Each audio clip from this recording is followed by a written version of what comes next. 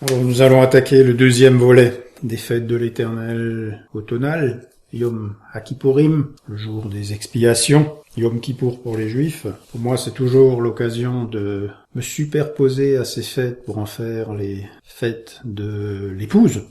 Donc, on va essayer de comprendre un peu mieux la pensée du Seigneur en la creusant, en la pénétrant, pour comprendre ce que représente l'épouse, ce qui l'attend de son Église, de son peuple. On avait commencé à étudier la parabole des 10 vierges. On s'est rendu compte qu'il y a deux types d'épouses. Une épouse qui peut être considérée comme folle parce qu'elle n'a pas d'huile, et une qui est sage parce qu'elle a fait des réserves d'huile.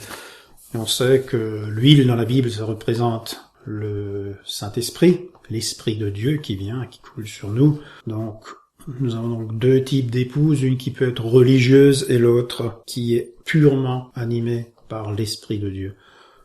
Alors la religieuse, en général, devient très vite l'ennemi de la Vierge pure et qui peut marcher dans la lumière, animée et baignée dans l'Esprit de Dieu, parce que souvent elle est jalouse, parce que elle se sent comme abandonnée, et à juste titre, par l'époux. On a de multiples exemples dans la Bible qui nous éclairent au travers de la vie des prophètes, par exemple, parce qu'ils n'ont jamais été aimés. Dès que l'Esprit de Dieu commençait à s'exprimer au travers d'un homme, très vite ça devenait un ennemi du peuple, du roi, du clergé, enfin de tout le monde, parce que on n'aimait pas entendre la parole de Dieu, parce que en règle générale, quand un prophète venait, c'est que les choses allaient mal, donc forcément, il mettait le doigt là où ça fait mal, et ça les gens ils n'aimaient pas. Surtout que il les prévenait que s'ils continuaient dans la voie dans laquelle ils marchent, ça allait très mal se finir pour eux.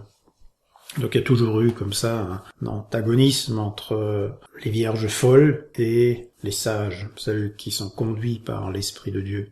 Parce que bien qu'elles sont dans une certaine proximité, même dans la même famille, on se rend compte que l'homme qui marche selon sa propre conscience, sa propre volonté, n'agit pas du tout de la même manière que celui qui agit avec l'Esprit de Dieu. On en a de moultes exemples, même quand c'est des jumeaux, comme Ésaü et Jacob, ou Caïn et Abel. Donc, ce que le Seigneur il veut mettre en lumière avec ces paraboles, c'est que ce qu'il recherche dans son épouse, c'est des traits particuliers, des caractéristiques particulières, et la principale, naturellement, c'est de pouvoir la pénétrer de son esprit, la remplir, afin qu'elle puisse être éclairée et marcher vers l'époux pour pouvoir le reconnaître et le suivre quand le moment vient. Donc toutes ces choses-là, on les a vues, on les a étudiées, bien sûr pas de manière exhaustive parce que sinon on y passerait trop de temps. Maintenant on va voir d'autres caractéristiques, on va étudier d'autres choses, on va voir ce que le Seigneur va aussi nous donner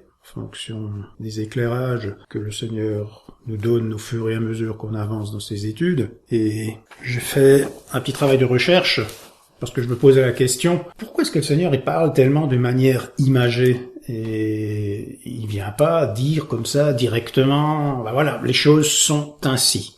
C'est comme ça. Non. Le Seigneur, que ce soit au travers des prophètes, ou même lorsque le Mashiach allait marcher au milieu de son peuple, il s'adressait en paraboles, par des énigmes, par des images, des métaphores. Il ne disait jamais exactement et directement ce qu'il pensait.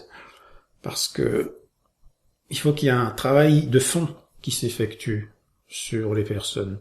Il faut vraiment qu'on en ait envie. Le Seigneur se laisse trouver. Mais ça sous-entend aussi qu'il faut le chercher. Donc j'ai voulu comprendre, parabole des épouses, mais pourquoi est-ce que le Seigneur, il a agi de cette manière-là? Parce que tout de suite avant la parabole des épouses, il avait un long discours eschatologique qui mettait en lumière les choses qui allaient se passer à la fin du temps. Donc il aurait très bien pu poursuivre dans cette voie-là, puis dire à la fin des temps, il y aura dans l'Église telle et telle situation, et il faut donc que vous soyez attentifs, faut que vous preniez garde à vous-même, parce qu'il y aura ce problème très précis qui va se présenter, et donc ce que j'attends de vous, c'est que vous ne vous laissiez pas avoir par l'adversaire, par la somnolence, par différentes attitudes négatives que vous pourriez avoir, pour que vous soyez prêts le jour où j'arrive. Ben non, Jésus n'a pas agi de cette manière-là. Il a rebondi sur son long discours et il a continué par des images, il a continué par des métaphores, des allégories pour souligner un trait très spirituel, ce qui va se passer, comment les choses vont se produire plus tard. Et donc, j'ai cherché dans la parole de Dieu pourquoi Jésus, souvent, quand il parlait au clergé, quand il parlait aux pharisiens, quand il parlait au peuple, il s'adressait pas directement à eux, mais indirectement au travers de paraboles. Donc, j'ai trouvé quelques passages qui nous éclairent là-dessus, je veux les partager avec vous parce que c'est important, ça va être très important par la suite, parce que on va beaucoup évoluer dans les images, dans les suggestions, et il faut comprendre pourquoi le Seigneur, il agit de cette manière-là. Dans Matthieu 13, on retrouve des paraboles. Et naturellement, la question que moi je me suis posée, les disciples se sont aussi posés. Ils disent, mais pourquoi le Seigneur, est-ce qu'il parle comme ça? Et pourquoi il parle pas directement? C'est tellement plus simple. Et ils lui ont posé la question. Les disciples s'approchèrent et lui dirent, Seigneur, pourquoi leur parles-tu en parabole? Jésus leur répondit, parce qu'il vous a été donné de connaître les mystères du royaume des cieux, et que cela ne leur a pas été donné. Car on donnera à celui qui a, et il sera dans l'abondance. Mais à celui qui n'a pas, on ôtera même ce qu'il a. C'est pourquoi je leur parle en parabole, parce qu'en voyant, ils ne voient point, et qu'en entendant, ils ne comprennent. Et pour eux s'accomplit cette prophétie d'Ésaïe. Vous entendrez de vos oreilles, et vous ne comprendrez point. Vous regarderez de vos yeux, et vous ne verrez point. Car le cœur de ce peuple est devenu insensible. Et ils ont endurci leurs oreilles, ils ont fermé leurs yeux, de peur qu'ils ne voient de leurs yeux, qu'ils n'entendent de leurs oreilles, qu'ils ne comprennent de leur cœur, qu'ils ne se convertissent et que je les guérisse. Mais heureux sont vos yeux parce qu'ils voient, et vos oreilles parce qu'elles entendent. Je vous le dis en vérité, beaucoup de prophètes et de justes ont désiré voir ce que vous voyez, et ne l'ont pas vu, entendre ce que vous entendez, et ils ne l'ont pas entendu. Donc là, on se rend compte que le Seigneur, il entrebâille un peu la porte de son cœur, et à quelque part, il y a un faux ressentiment vis-à-vis des personnes qui s'endurcissent. Et alors, parce que le Seigneur il est en train de dire, c'est, si en face de moi j'ai quelqu'un qui s'endurcit, qui s'entête, eh ben moi aussi, je m'endurcis et je m'entête.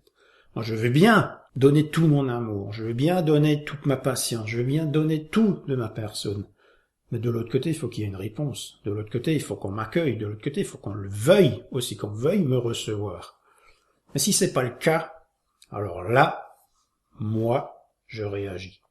Si vraiment ils s'endurcissent, eh ben moi aussi je m'en. Donc le fait que le Seigneur s'exprime en parabole, à quelque part, c'est une réponse par rapport au manque d'ouverture du peuple, du clergé, des autorités qui sont autour de lui. Ce Machiar qui se présente devant eux, cet homme qui se présente comme étant le Fils de Dieu, ils ne le reçoivent pas comme tel.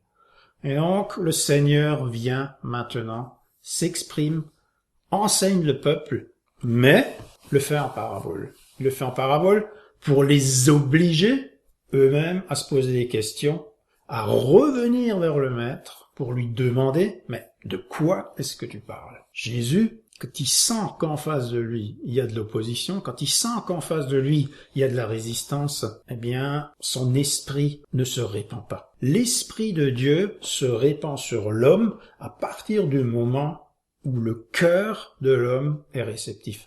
À partir du moment où il y a un désir, où il y a une volonté. Mais lorsque cette volonté disparaît, lorsque cette volonté tout simplement n'existe pas, et qu'on n'en a pas envie, alors le Seigneur lui-même résiste, et sa manière à lui de résister, eh bien, c'est de venir avec des paroles énigmatiques. Je m'adresse à vous, mais vous ne comprenez pas. Et je m'endurcis parce que vous vous endurcissez. Vous êtes des gens qui sont méchants. Vous êtes des gens qui résistez à l'autorité de Dieu. Eh bien, je vais venir vers vous, je vais agir vis-à-vis de vous, afin que vous, à la limite, vous persistiez encore dans votre état, que vous restiez dans votre état, si c'est vraiment ce que vous voulez, si vraiment vous voulez conserver cet état d'esprit, que vous avez cette dureté de cœur, eh bien, je m'arrangerai et je ferai en sorte que vous restiez dans cette condition-là. Je vous endurcirai encore plus, je vous aveuglerai encore plus. Vous êtes dans les ténèbres, vous êtes conduits par des aveugles, et vous ne voulez pas recevoir ma lumière. Eh bien, vous ne l'aurez pas, cette lumière. Je ne vous la donnerai pas. De peur que par accident, un cœur endurci ou rebelle puisse changer de voie et trouver alors une alternative. Mais une alternative qui serait pas pour plaire à Dieu, mais une alternative qui serait pour se plaire à lui-même. Donc, le Seigneur ne veut pas de cette chose-là. Je me révèle, je vous dis la vérité, j'ouvre mon cœur, mais pour ça, il faut que vous fassiez un effort. Et si vraiment vous voulez changer, si vraiment vous avez envie de comprendre et puis d'être éclairé, c'est très simple. Vous revenez vers moi et vous me posez la question. Et je vous répondrai. Est-ce qu'ils l'ont fait? Non, ils ne l'ont pas fait. Et parce qu'ils ne l'ont pas fait, la malédiction est venue. La mort est venue et la destruction est venue. Ils ont cru qu'ils étaient éclairés. Ils ont cru qu'ils étaient dans la vérité. Mais parce qu'ils n'ont même pas jugé utile de demander au Seigneur de comprendre, d'être éclairés sur ce qu'il disait, ces vérités, ces messages, ces trésors qu'il dispensait à ce moment-là, ils n'ont pas pu se les accaparer, ils ne les ont pas pris, et alors, tout ce qu'ils pensaient avoir à jamais, tout ce qu'ils pensaient pouvoir pérenniser pour leur génération et la transmettre après à la génération suivante leur a été pris, et finalement on sait que le peuple juif, finalement, va tout perdre, va perdre son clergé, va perdre son temple, va perdre Jérusalem, va perdre son pays, va être dispersé, être vendu en esclavage. Tout ça, ils auraient pu l'éviter si à un moment donné ils avaient écouté. Si à un moment donné ils avaient été sincères, ils avaient eu le cœur ouvert. Mais comme c'était pas le cas, Jésus a fermé la fenêtre, a baissé le rideau, et a parlé, mais ils n'ont rien compris. Et c'est très important. Dieu veut s'adresser aux hommes. Il veut leur faire comprendre beaucoup de choses. Mais pour ça, il est absolument nécessaire qu'en face, il y ait un cœur réceptif. Jésus dit à la foule toutes ces choses en paraboles, et il ne lui parlait point sans parabole, afin que s'accomplisse ce qui avait été annoncé par le prophète. J'ouvrirai ma bouche en parabole, je publierai des choses cachées depuis la création du monde. Là aussi, ça c'est important. Le Seigneur veut tout mettre en lumière. Il va révéler des mystères, il va révéler des trésors. Mais ces trésors et ces mystères ne sont pas pour tout le monde. Ces trésors et ces mystères sont pour ceux qui l'aiment, pour ceux qui acceptent de marcher dans ses pas, qui acceptent de le recevoir dans leur cœur. Parce que les véritables richesses, les véritables trésors du Seigneur, ce sont des choses spirituelles. Elles viennent d'en haut, elles viennent du royaume de Dieu. Pour tous ceux qui sont attachés aux choses terrestres, qui recherchent les biens matériels, les honneurs, la richesse, les bonnes places, etc., eh bien pour ces gens-là, ce que Dieu considère comme important, ce que Dieu considère comme étant un véritable trésor, eh bien il le cache.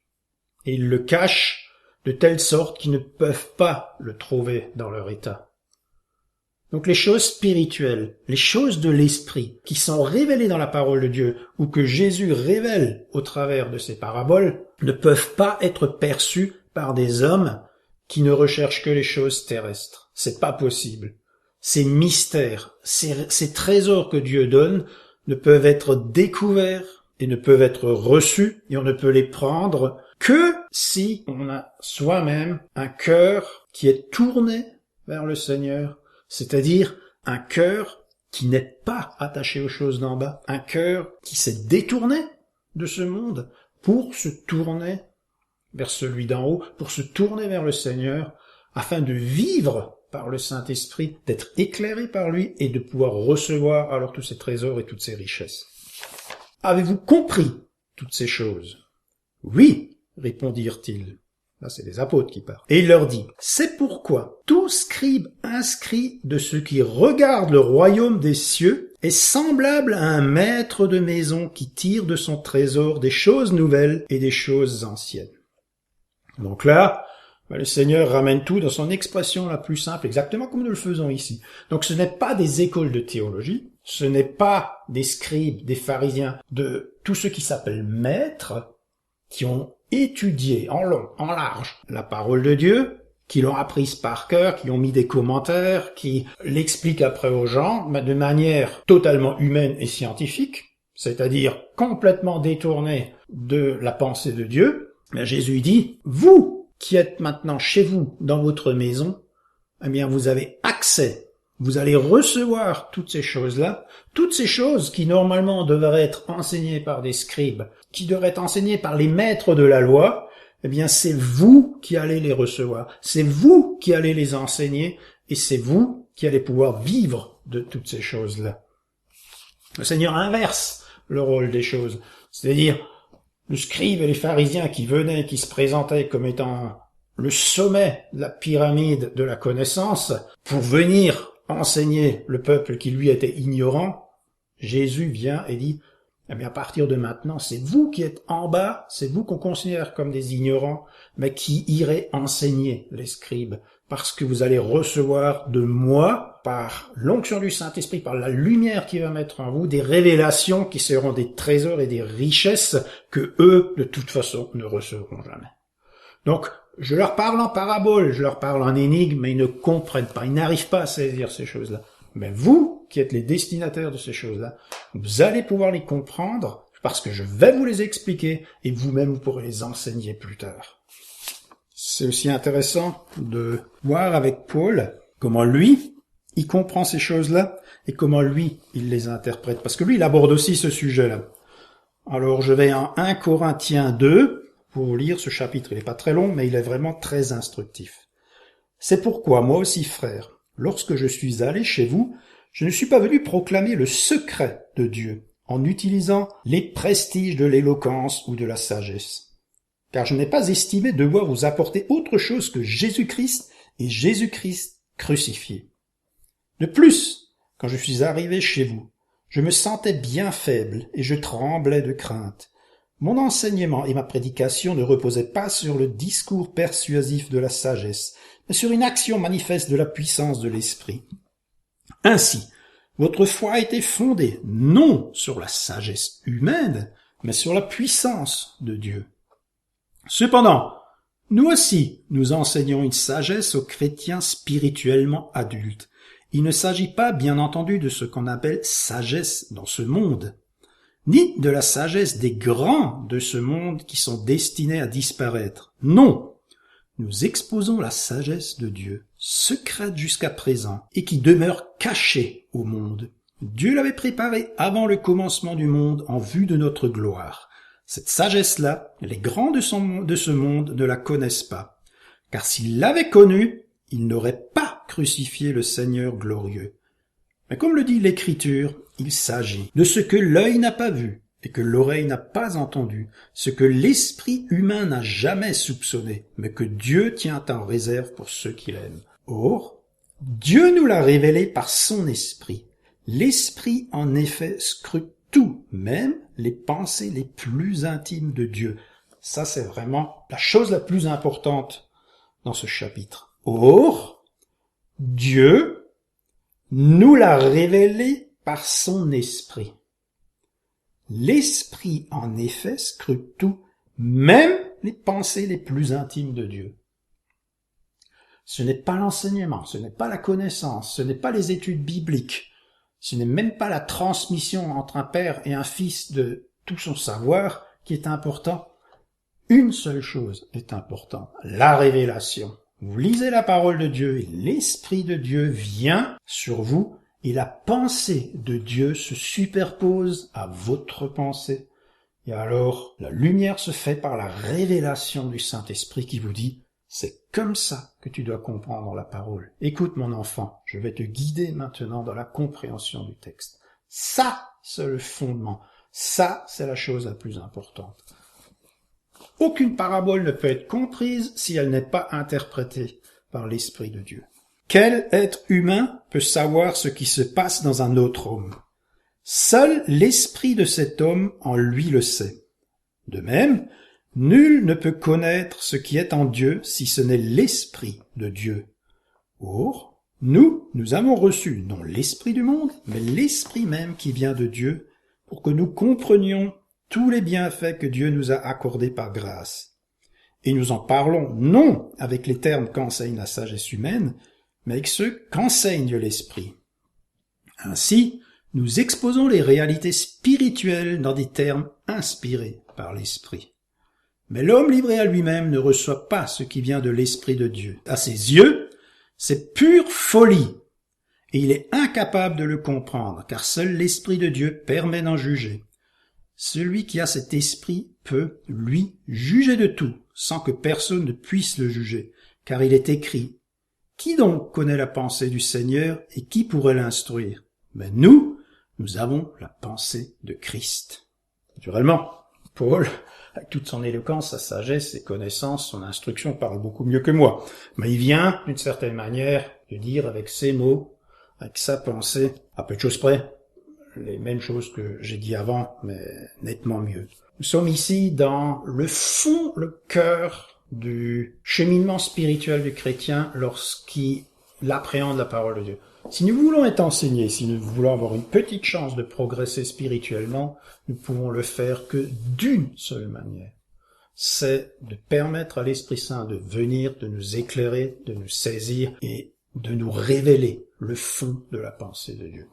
Sinon, ça ne sert à rien. Si maintenant j'enfonce le clou comme ça bien profondément, c'est parce qu'on va aborder des sujets qui sont une vision pure de la pensée de Dieu. Parce que nous allons nous éloigner du chant traditionnel des paroles simples avec une compréhension facile pour nous engager dans un chemin ardu où il n'est pas possible de pouvoir progresser en connaissance si on ne laisse pas le Saint-Esprit venir pour nous révéler le fond de la pensée du Seigneur, si on ne laisse pas le Saint-Esprit venir pour nous faire grandir en intelligence et en sagesse, mais cette sagesse qui vient de Dieu.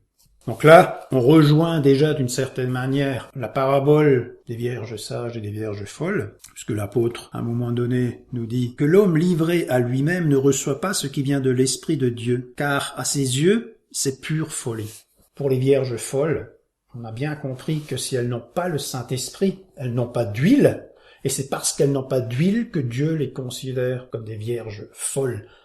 Mais ça marche aussi dans l'autre sens, parce que là, le Seigneur, il inspire Paul en lui disant, mais regardez ces hommes qui sont fous, ils vous considèrent, vous, comme fous, parce que ils ne comprennent pas ce que vous faites, ils ne comprennent pas ce que vous dites. Donc, nous avons deux mondes qui s'opposent, qui se font face, et chacun croit qu'il a la vérité, et chacun attribue à l'autre ce qu'il lui reproche. Donc, il y a une véritable inversion des valeurs qui se fait dans un sens comme dans l'autre. Et ça, c'est valable dans la parabole des vierges folles, quand on le comprend qu'en fait, il y a deux types d'églises, le religieux et celui qui marche par l'esprit. Nous sommes là vraiment dans le cœur du sujet. La vierge sage, c'est donc vraiment une vierge, c'est une église, une épouse, qui marche vers le Seigneur dans la lumière de sa révélation. Et ça, c'est une véritable folie pour les autres, qui regardent ça et qui disent, mais comment peuvent-ils marcher vers le Seigneur sans instruction, sans école de théologie, sans avoir étudié des livres et toutes ces choses-là? Mais c'est absolument impossible. C'est pas, jamais de la vie ils n'y arriveront. Bah si, non seulement ils y arriveront, mais c'est la seule manière d'y arriver. Ceci étant dit, pouvoir aborder ces fameux sujets qu'on ne peut percevoir que par les yeux de l'esprit. Alors, une des caractéristiques principales de la parabole des vierges, c'est être en éveil. Le Seigneur nous donne tout pour pouvoir veiller. Là, en l'occurrence, on a compris que l'histoire se passe la nuit. Et donc, le seul moyen pour ces jeunes filles vierges de pas succomber à la somnolence et être gagnées par le sommeil, c'est d'avoir sur elles une lampe qui leur permettent de rester réveillés, parce que la lumière, à quelque part, va agir comme un stimulant pour les maintenir dans un état de veille. Mais on comprend, en suivant l'histoire, qu'il y a un souci qui se pose, c'est qu'elles sont loin d'être attentives à la situation et à ce qui se passe dans leur lampe. Et donc, petit à petit, l'huile qui est dans la lampe va s'épuiser, et à un moment donné, ces lampes vont s'éteindre, et elles vont se retrouver en pleine nuit, et elles vont s'endormir. Toutes vont s'endormir. Aussi bien les folles que les sages. C'est vraiment une caractéristique classique des églises. Là, maintenant, je me projette plus dans le passé du temps de Jésus, avec ce qui se passait avec les scribes, les pharisiens, le clergé, le judaïsme et tout ça. Mais là, c'est vraiment maintenant, aujourd'hui, dans les églises de Christ. Ce qui m'intéresse maintenant, c'est les vierges sages. Même les vierges sages, à un moment donné, ont vu le niveau d'huile de leurs lampes baisser et les lampes s'éteindre. C'est vraiment d'un classicisme absolument très courant. Il y a un réveil religieux qui se fait à quelque part. Ça peut être un grand réveil, comme avec Luther, qui apportera le protestantisme pour lutter contre les ténèbres et l'obscurantisme de l'Église catholique pendant le Moyen-Âge, où tout s'embrase brusquement, et un grand courant religieux naît pour s'extraire des ténèbres du Moyen-Âge. Mais après, au bout d'un certain temps, quand c'est un très grand courant religieux, il faut beaucoup plus de temps, au bout d'un siècle ou d'une ou deux générations. La flamme primordiale, celle qui est née au début parce qu'on voulait lutter contre les ténèbres, parce qu'on voulait lutter contre cette soumission que Satan avait mise sur le monde et qu'on voulait s'extraire de cette servitude, s'est estompée parce que justement maintenant on se sent libre, on n'est plus dans ses attaches, on n'est plus dans ses chaînes, on n'est plus sous la tutelle de l'Église catholique, et alors petit à petit, on tombe dans les habitudes, les rituels, dans la somnolence. On va le dimanche à l'église, et puis on écoute le pasteur, on chante 3 cantiques, puis on rentre, puis que ça va bien, tout s'est bien passé, il faisait beau aujourd'hui, c'était super. Et pouf! Finalement, on s'est retrouvé, comme projeté, quelques siècles auparavant, au temps de Jésus, avec les pharisiens, qui eux déjà étaient dans la même situation, c'est-à-dire celle d'un judaïsme incapable de reconnaître le Messie lorsqu'il était en face de lui. Pourquoi? Mais parce qu'ils avaient perdu l'esprit. Ils étaient devenus fous. Fous parce que c'était plus que les choses terrestres qui les intéressaient. Ils se sont donc détournés des choses de l'esprit. Ils sont rentrés dans la routine, dans les habitudes, dans le dogme, dans la théologie, dans l'intelligence, dans un Shabbat qui était toujours le même, où on faisait toujours les mêmes gestes, on répétait les mêmes prières, etc. Au bout d'un moment, tout ça est devenu stérile. L'esprit s'est totalement dissipé, il n'y avait plus rien, plus une goutte d'huile, et on était mort. Mort, aveugle, et dans les ténèbres. Et ça, c'est exactement la même chose dans l'église de Christ. Vous pouvez très vite, dans l'église de Christ, devenir comme un scribe, comme un pharisien, et reproduire les mêmes soucis, les mêmes problèmes. Et ça, le diable, c'est vraiment ce qu'il espère, que quelqu'un qui est né de l'esprit devienne un religieux. Parce qu'à partir du moment où il devient un religieux, il va commencer à s'intéresser à des choses terrestres. Il va commencer à rechercher des choses terrestres. Est-ce que mon église est une grande église avec beaucoup de gens? Est-ce que j'ai suffisamment étudié? Est-ce que je suis suffisamment intelligent pour leur en imposer par ma stature, par ma prestance, par ma puissance intellectuelle? Est-ce que je peux les écraser en leur disant que je peux lire la Bible en hébreu, que je peux lire le Nouveau Testament en grec, que je suis capable d'expliquer des mots compliqués, de m'exprimer avec des mots complexes, d'ailleurs tellement complexes qu'ils comprennent même plus rien. Mais c'est pas grave, ça ne les intéresse quand même plus de venir à l'église. Mais du moment que je peux compenser cette apathie par des artifices extérieurs, regardez-moi ce grand bâtiment, regardez ce chœur magnifique, ces orgues, regardez un petit peu ces gens importants qui viennent dans l'église, et puis regardez cette éloquence que j'ai. C'est pas formidable? C'est une véritable réussite, tout va pour le mieux dans le meilleur des mondes. Nous avons enfin réussi à établir le royaume de Dieu sur terre. Ben, la preuve, nous avons construit désormais des églises qui sont aussi grandes que des cathédrales. C'est un petit peu ce qu'on peut voir aujourd'hui quand on va dans certaines grandes villes. Les églises protestantes sont devenues pratiquement aussi grandes que des cathédrales. Et naturellement, on va plus adorer la Vierge, mais d'un autre côté, c'est tout un circuit qui est devenu un circuit théologique qui est enseigné aujourd'hui au peuple, qui croit dans les pasteurs qui les enseignent et qui suivent un enseignement qui est stérile. Pourquoi? Parce qu'il est répétitif, c'est toujours la même chose, et l'Esprit Saint s'est retiré depuis belle lurette, à tel point que ça les dérange absolument plus aujourd'hui, par exemple, dans l'Église protestante, de s'unir et de faire des cultes communs avec l'Église catholique, prendre la Sainte Seine ensemble, prier ensemble, parce que on estime qu'après tout on est chrétien et puis qu'on adore le même Dieu. C'est un peu oublié que quelques siècles avant on s'étripait, et qu'il a fallu la puissance de l'Esprit Saint pour les extraire justement de la domination et de la tutelle catholique. Mais quand on n'a plus cet Esprit Saint, eh bien on revient en arrière et on reproduit les erreurs des pères et on est mort spirituellement. Et puis ce qui à un moment donné nous choquait, nous choque plus.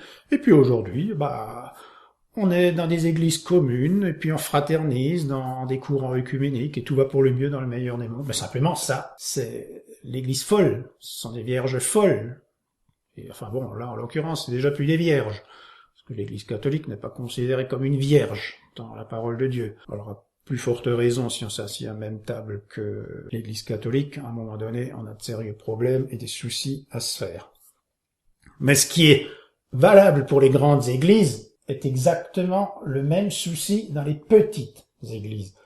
Si, à un moment donné, l'Esprit vous porte, vous entraîne, et que vous avez la joie d'être instruit directement par le Seigneur, et que le Saint-Esprit vous illumine, et puis que vous vous dites, mais c'est formidable, on est sorti d'une église qui était morte, et puis maintenant on a redémarré comme ils ont redémarré au début, dans des petites églises de maison, dans des petits groupes, et on a réussi à reproduire ce qui se passait du temps des apôtres, du temps de Luther, et puis de tant d'autres, qui à un moment donné, avant d'être nombreux, c'était d'abord un petit groupe qui se réunissait dans la prière et qui avançait, et puis qui luttait, et qui a finalement réussi à s'imposer, à percer le mur de l'opposition et du servage qui était autour d'eux, pour enfin trouver la liberté, cette liberté que seul le Saint-Esprit peut donner.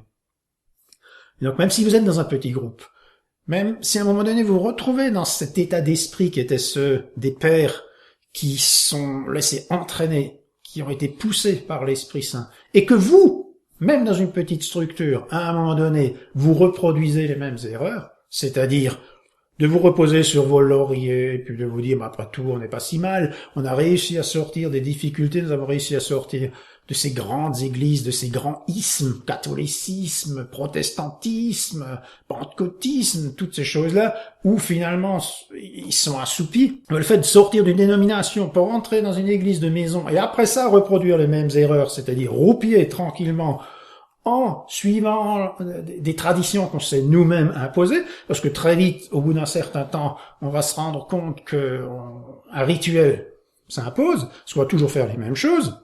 Et à partir du moment où on fait toujours les mêmes choses, très vite, on s'assoupit. Parce que la routine, à un moment donné, stérilise la dynamique du départ. La routine vous endort parce que, justement, vous ne vous reposez plus sur le Seigneur. Vous n'attendez plus de lui. Or, le Seigneur, c'est une dynamique. Le Seigneur, c'est un feu dévorant. Le Seigneur avance. Il marche au milieu de son Église. Et nous devons le suivre. Nous ne devons pas nous asseoir, et a fortiori encore moins nous coucher, mais nous devons être debout sur le chemin et marcher avec lui. Et si nous sommes dans cette attitude-là, là, ça fonctionne. Parce qu'on se renouvelle sans arrêt. Tout le temps, on se remet en cause. Tout le temps, on apprend des choses nouvelles. On se transforme, on évolue et on va de l'avant. Ça, c'est l'Église de Christ. L'Église de Christ n'a rien à voir avec la taille, n'a rien à voir avec l'enseignement, n'a rien à voir avec la prestance. L'Église de Christ, c'est le royaume des cieux. C'est des choses spirituelles. Or, les choses spirituelles ne se voient pas, ne se distinguent pas, ne se mettent pas en valeur par rapport aux autres. Donc, faut rechercher ces choses-là. Et si on recherche ces choses-là, on les reçoit parce que le Seigneur n'attend qu'une chose, c'est de pouvoir nous les donner.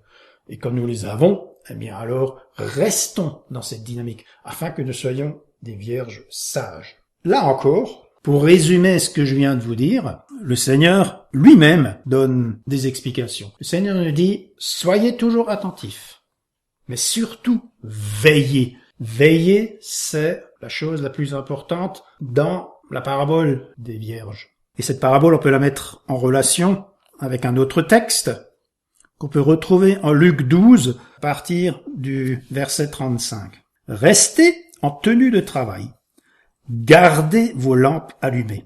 Soyez comme des serviteurs qui attendent le retour de leur maître, parti pour une noce. Dès qu'il arrive et qu'il frappe à la porte, il lui ouvre. Heureux ces serviteurs que le maître, en arrivant, trouvera en train de veiller. Vraiment, je vous l'assure, c'est lui qui se mettra en tenue de travail, les fera asseoir à table et passera de l'un à l'autre pour les servir. Peu importe qu'il entre à minuit ou vers 3 heures du matin, Heureux ces serviteurs qu'il trouvera ainsi vigilants. Vous le savez bien, si le maître de maison savait à quel moment le voleur va venir, il ne le laisserait pas pénétrer dans la maison. Voici, tenez-vous prêts, car c'est à un moment que vous n'auriez pas imaginé que le Fils de l'homme viendra. Là, le Seigneur est clair, net et précis. Là, on est sorti, maintenant, du cadre de la parabole des 10 vierges. Mais à peu de choses près, on va retrouver une image qui est très proche. Le Seigneur dit, faites très attention. Restez éveillés. Parce que c'est vraiment quand vous vous y attendrez pas, que brusquement, je vais venir. Alors imaginez qu'à ce moment-là, vous soyez endormi. Parce qu'on peut rebondir, hein. On peut imaginer qu'une église s'endort, et puis qu'il y a un sursaut, et c'est reparti pour un tour. Et puis après, on se rendort de nouveau, et puis on se dit, il faut qu'on se donne un coup de collier, et c'est reparti de nouveau. Alors comme ça, on peut faire des bonds. Hop, ça monte, on est bien réveillé, on se rendort, et hop, on remonte, et ainsi de suite. Mais imaginez-vous que le Seigneur revienne au moment où on est endormi. Ça serait quand même ballot. Pas de chance. C'est quand même beaucoup plus simple de rebondir et de rester en haut. Et c'est ce que le Seigneur, il attend. Parce que si on s'endort et que c'est juste à ce moment-là que le Seigneur revient, ah bien, il faudra qu'on s'en prenne qu'à nous-mêmes, parce qu'on va dire qu'il nous avait pas prévenus.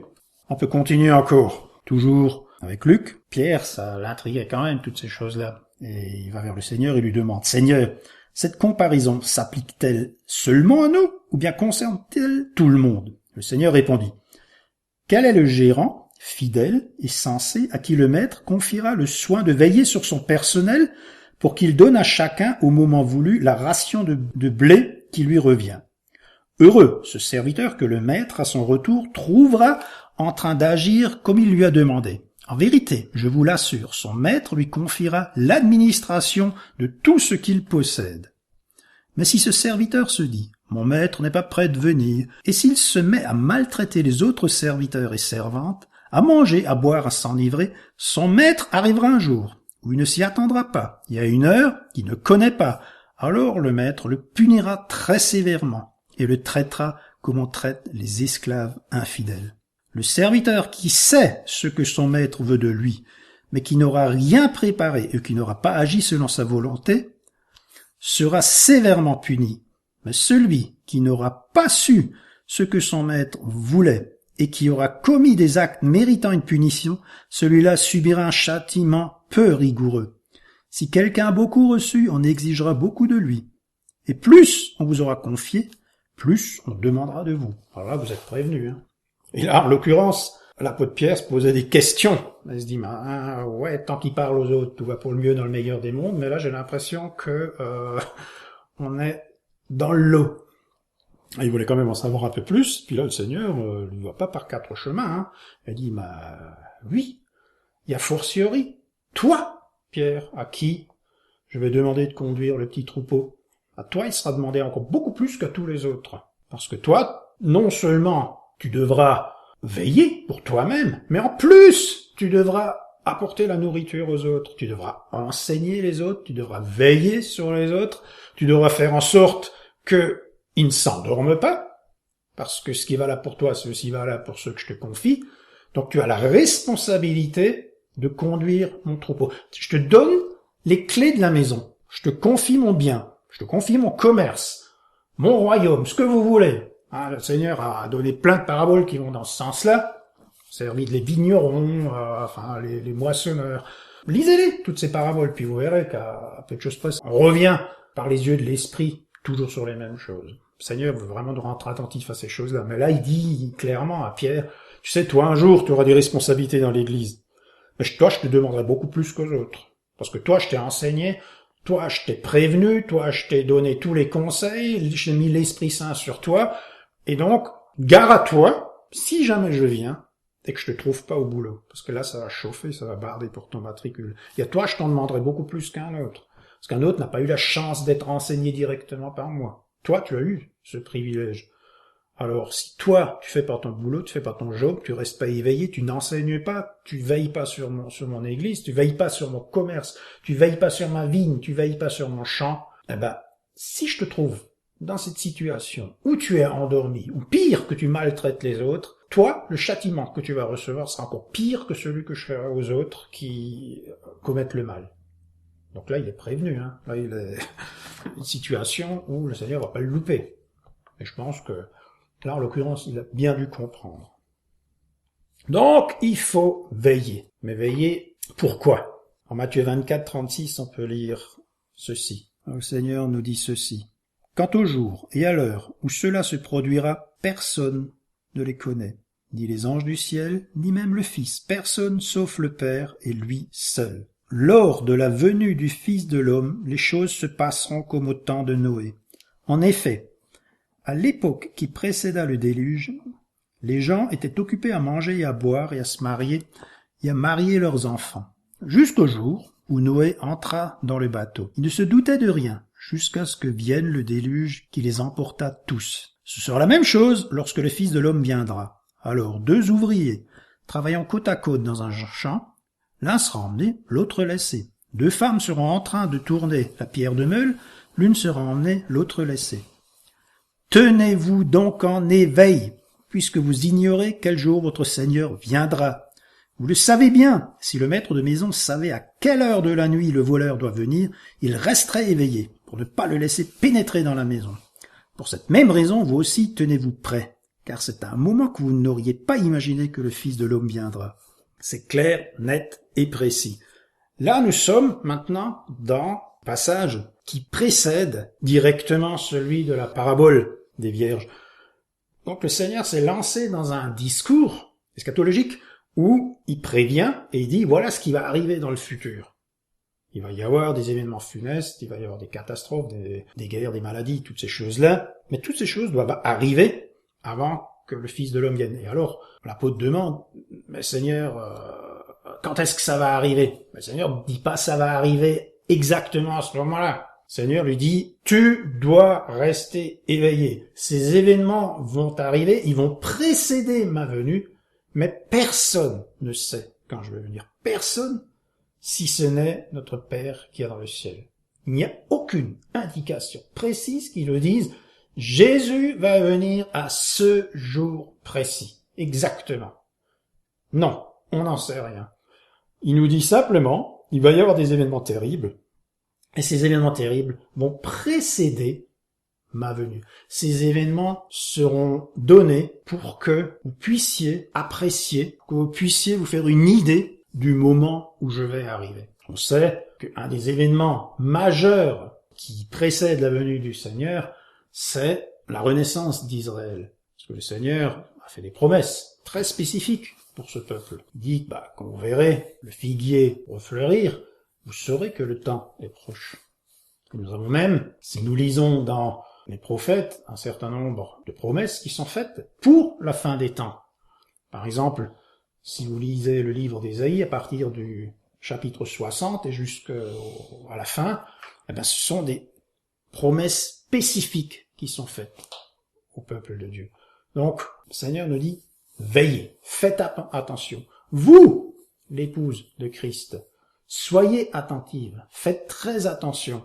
Je vous donne des indications, mais je peux pas vous dire exactement quand les choses arriveront, parce que ça, seul notre Père qui est dans le ciel le connaît. Mais quand vous verrez ces choses arriver, alors là, plus que jamais, remplissez votre huile, remplissez votre lampe, maintenez la flamme allumée, parce que là, vous pouvez être certain que je suis plus très éloigné et que je me rapproche. Quand ces choses commenceront à arriver, redressez-vous et levez vos têtes, parce que votre délivrance approche. Ça, c'est encore une formidable et une merveilleuse promesse que le Seigneur nous fait.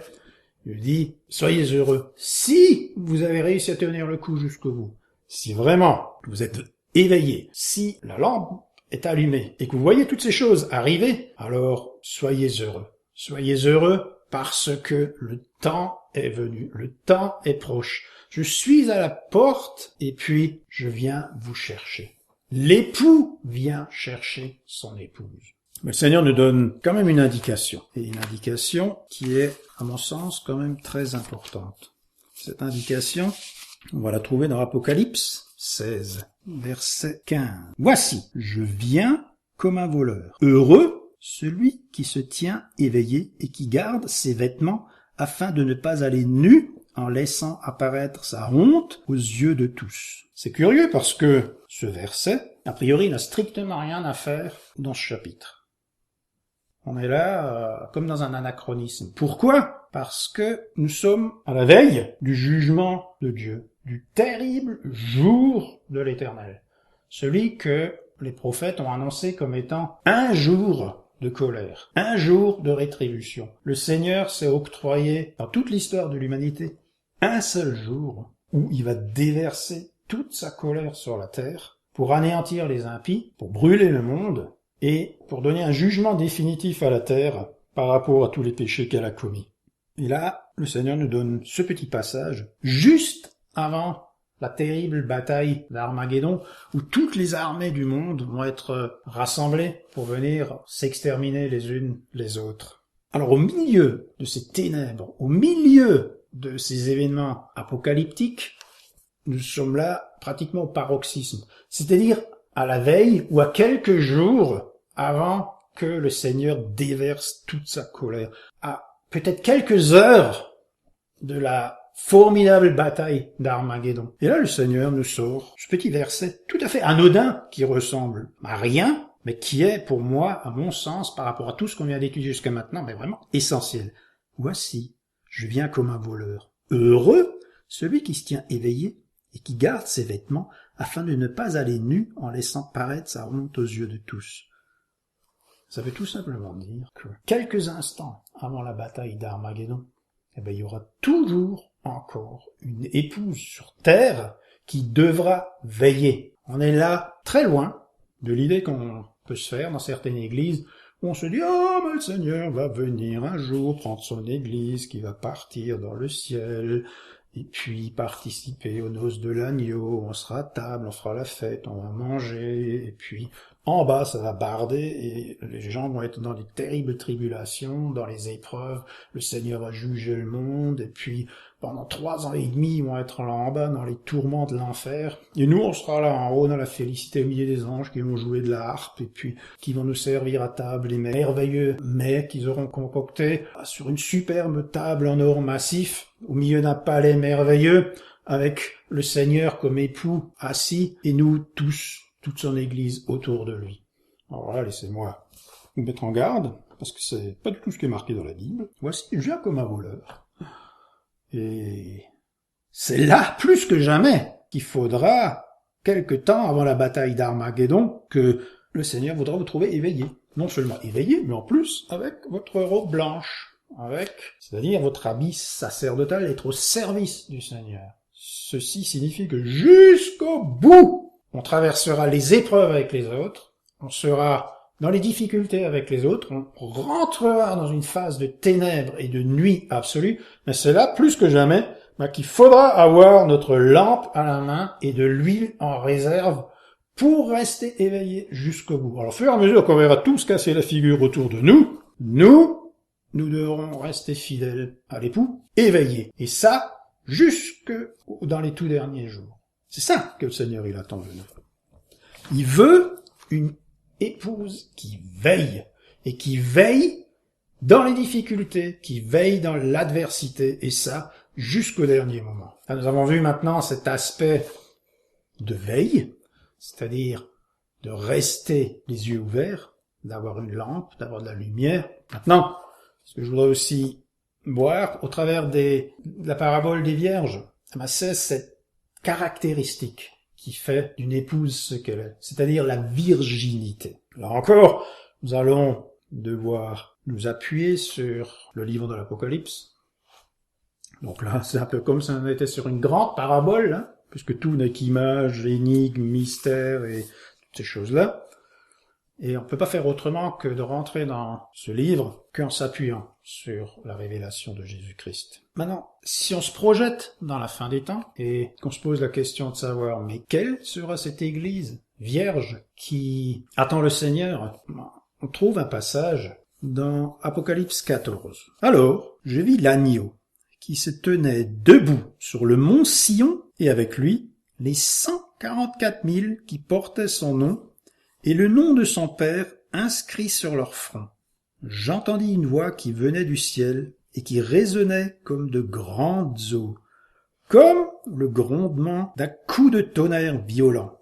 C'était comme le son d'un orchestre de harpes jouant de leur instrument. Tous ces gens chantaient un cantique nouveau devant le trône, devant les 4 êtres vivants et devant les vieillards. Et ce cantique, personne ne pouvait l'apprendre, excepté les 144 000, les rachetés de la terre. Ce sont eux qui ne se sont pas souillés avec des femmes.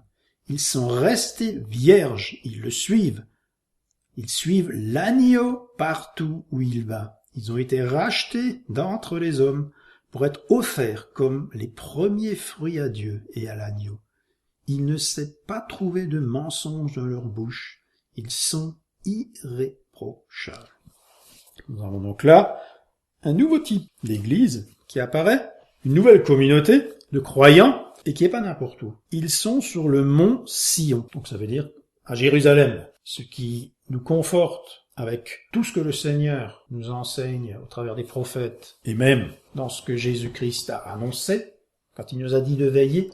Il dit quand vous verrez le figuier refleurir, alors vous saurez que le temps est proche. Il y aura un temps pour Jérusalem. Il y aura un temps pour les Juifs.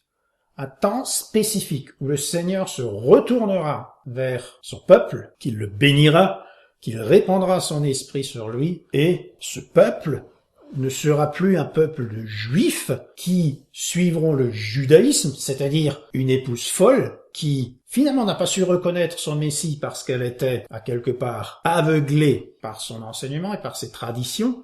Mais ici, ce que le Seigneur nous dit, il y aura 144 000 à Jérusalem qui suivront l'agneau. C'est eux qui ne se sont pas souillés avec des femmes. Ils sont restés vierges. Ils suivent l'agneau partout où il va. Donc là, nous sommes dans une communauté qui est chrétienne parce qu'ils suivent l'agneau. L'agneau ici, c'est Jésus-Christ, Jésus crucifié. Ils ont enfin, ces Juifs, reconnu leur Machiar comme étant celui qui a été crucifié. Et ils le suivent. Et ils restent vierges. C'est-à-dire, ils ne se sont pas souillés. Ils n'ont pas suivi d'autres enseignements. Ils ne sont pas allés avec d'autres églises. Ils ne sont pas allés frayer avec d'autres théologies, avec d'autres croyances, avec d'autres organisations. Bien qu'étant juifs, bien qu'ayant reconnu leurs erreurs, ils se sont dit, eh bien, il faut que nous repartions sur des bases nouvelles. Il faut que nous avancions. Il faut que nous trouvions enfin la vérité. Et cette vérité est venue jusqu'à eux. Elle est venue jusqu'à eux dans la personne de Jésus-Christ. Et ils se sont donc avancés vers lui avec un cœur pur. Le Saint-Esprit a pu descendre sur ces gens-là et ils ont accepté de le suivre. Ils ont accepté de le suivre comme une vierge pure. Et ça, c'est important parce que dans l'Apocalypse, il y a de nouveau 2 types d'épouses qui apparaissent. 2 types de femmes, plutôt, je dirais.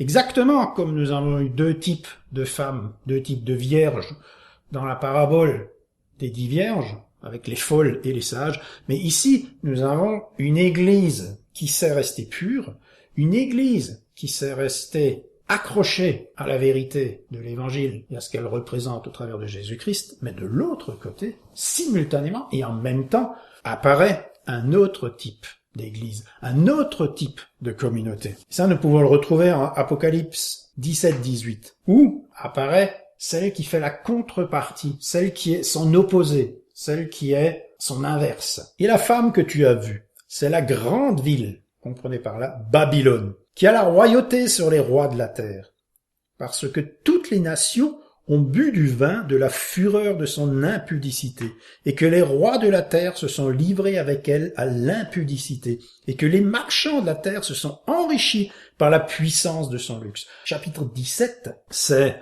toute la puissance de Babylone qui est révélée, toute la nature de la grande prostituée. Nous avons là une nouvelle église qui apparaît, qui elle est très terrestre. C'est une église qui n'hésite à aucun moment à se vendre, à rechercher les choses du monde.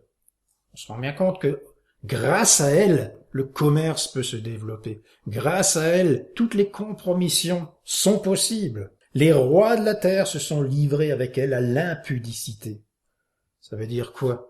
Qu'elle était prête à violer toutes les règles de la bienséance. On sait que pour le Seigneur, l'adultère, la nudité, toutes ces choses-là, dans un sens spirituel, représentaient Israël, la Vierge d'Israël, lorsque elle s'adonnait à l'idolâtrie, lorsque elle se détournait du Seigneur, lorsque le peuple de Dieu faisait exactement ce que le Seigneur condamnait, lorsqu'ils allaient par exemple consulter les morts, sacrifier leurs propres enfants, adorer les Astartés, ou bien brûler des parfums pour tel dieu, pour telle idole. Donc chaque fois que Israël se comportait de cette manière-là, eh bien elle était considérée comme adultère.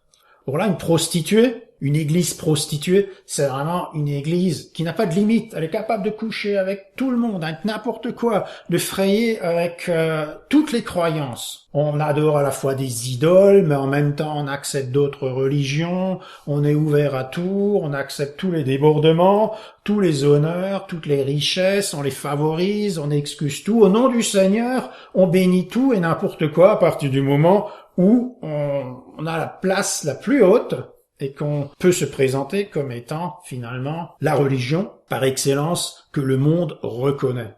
Une église comme ça, là, c'est l'église catholique, avec un pape qui est capable d'embrasser le Coran, mais simultanément d'excuser tous ces prêtres lorsque ils font des actes de pédophilie, ou bien qu'il y a des malversations financières, lorsque les chefs d'État font tout et n'importe quoi. Il suffit qu'ils aillent demander un pardon, une indulgence, puis naturellement ils l'obtiennent. Ils sont capables de tout à partir du moment où on le reconnaît. On reconnaît le Vatican, on reconnaît le pape comme étant l'autorité suprême, le chef de l'Église. Ça, le Seigneur nous dit, cette Église-là, c'est une prostituée, une grande prostituée, et la ville dans laquelle elle est établie, c'est comme Babylone. Babylone, c'était quoi? Le nom même, il veut dire, il exprime déjà beaucoup de choses. C'est la porte du Dieu, c'est le passage qui permet finalement au peuple d'accéder au Dieu. Rome, le Vatican, c'est ça. On nous dit, si vous venez dans cette ville éternelle, et que vous allez vers le Vatican, finalement, vous pouvez revenir à la source, vous pouvez venir là où Dieu a établi le trône de Saint-Pierre, là où il y a son autorité, là où il y a la présence de Dieu. Venez à Rome, et puis c'est comme si vous venez chez le Seigneur. Et ça, le Seigneur dit, c'est une prostitution. Ça, le Seigneur, il nous dit, c'est une séduction. Donc nous avons là deux églises, une qui est désormais présentée comme vierge et pure, parce que justement, elle n'a pas accepté de compromission. Elle n'a rien voulu savoir de cette autorité, de l'autorité de l'église de Rome. Elle a voulu marcher dans les pas du Seigneur. C'est un petit peu comme ces grands réveils qu'il y a eu, comme le réveil de Luther, où Luther a dû lutter contre l'oppression et contre la chape de plomb qui reposait sur le monde à cause du catholicisme. Là, c'est exactement la même chose. À un moment donné, il y aura une autorité suprême sur la terre. Cette autorité suprême sera représentée au niveau spirituel par l'église de Rome. Eh bien, ce qui se passera à ce moment-là à Jérusalem, avec une partie du peuple juif, ressemblera à ce qui s'est passé dans les heures les plus sombres du Moyen-Âge, quand on disait qu'on était dans les temps des ténèbres, où il y a eu un homme qui est venu et qui a dit « Je refuse ça, je ne l'accepte pas ». Et à partir de là est né un grand réveil qui était le réveil du protestantisme. Là, c'est exactement la même chose. Là, nous avons donc un mouvement qui se fait, un réveil qui se fait, qui est un réveil au milieu du peuple juif, mais au milieu des pires épreuves et au milieu des pires ténèbres. Parce que justement, autant nous avons une vierge pure qui s'est formée, eh bien autant nous avons une prostituée qui s'est formée avec, sur terre, autant d'autorité que peut avoir l'épouse de Christ par rapport aux choses spirituelles. Donc on va s'arrêter sur ces passages-là. À partir de maintenant, nous allons étudier l'épouse dans une dimension qui nous appartient, qui nous est propre, parce que c'est celle de l'Église de la fin des temps. Nous allons l'étudier. Pourquoi? Parce que nous devons nous inscrire maintenant dans cette dynamique qui doit nous permettre d'approcher et de constituer cette épouse dans la fin des temps. Le Seigneur nous montre, au travers de ces paraboles, de ces explications, de ces mises en garde, que les choses ne vont pas être faciles, et ce qui est essentiel, c'est de veiller. Et en suivant la progression des choses, et qu'on va jusqu'à son terme, c'est-à-dire dans les derniers jours du monde avant que Jésus y revienne, nous allons nous retrouver confrontés à une situation qui est, somme toute, très proche de ce qui s'était passé au départ. C'est-à-dire deux types d'églises qui se font face, une qui a toute l'autorité sur terre, et l'autre qui a toute l'autorité de Christ, et sur laquelle repose son esprit. Et ce qu'il y avait au départ, avec les apôtres, avec la Pentecôte, cette petite église naissante, qui représentait presque rien du tout, eh bien, nous allons retrouver ça à la fin. Nous allons retrouver ça avec une extension, puisque les choses ont évolué, le monde se sera développé, mais nous aurons donc un peuple qui sera au niveau et à l'échelle du monde entier relativement restreint, ça sera un reste, ça sera une petite église en nombre, mais qui par contre représentera toute l'autorité, toute la puissance du Seigneur, parce que l'Esprit reposera pleinement sur elle. Et là-dedans, dans cette église, le peuple de Dieu, les Juifs, ne seront pas oubliés. Ils seront même au centre de l'action du Seigneur. Eh bien, c'est cette dynamique, c'est ces révélations, c'est ces lumières-là que nous allons maintenant, dans la prochaine étude, devoir nous accaparer, comprendre, afin que nous ne passions pas à côté, que nous ne soyons pas dans les ténèbres et que nous puissions nous inscrire pleinement dans le plan de Dieu et dans ce qu'il attend de nous. Et maintenant, priez. Seigneur Jésus, nous allons continuer l'étude sur ton épouse, qui se révèle au travers des paraboles, qui se révèle au travers des évangiles, et qui se projette après jusque dans l'Apocalypse, qui est le livre des énigmes, le livre spirituel par excellence. Puisses-tu maintenant bénir toutes ces paroles, préparer ces cœurs, nous inonder de ton Saint-Esprit, afin que nous puissions progresser, que nous puissions toucher du doigt cette pensée qui est la tienne. Soit maintenant au deuxième jour des fêtes d'automne, il en reste une, puisses-tu maintenant clore ce troisième jour en nous inondant de ton esprit et en nous amenant jusqu'au terme de ce message que tu veux nous donner, celui qui est celui de l'épouse glorieuse, celle de l'épouse qui marche avec toi et qui est nimbée de ta lumière. En ton nom Yeshua. Amen.